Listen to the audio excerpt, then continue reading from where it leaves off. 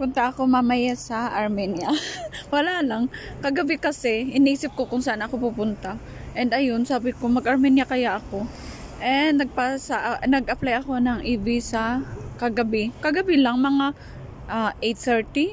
And kaninang 12 o'clock PM, nag-check out na ako sa hotel. Papunta na kami dito. Pending pa rin yung approval ko.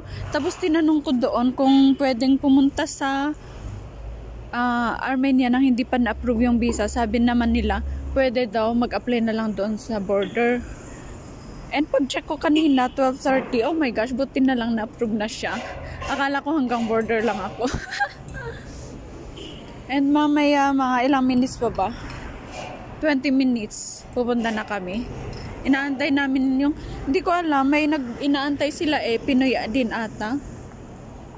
Parang Bernadette ang name.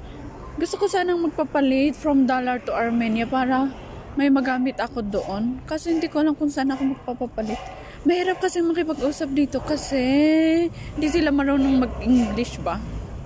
Magbabayar nga lang ako. Naghanap pa kami ng translator ba.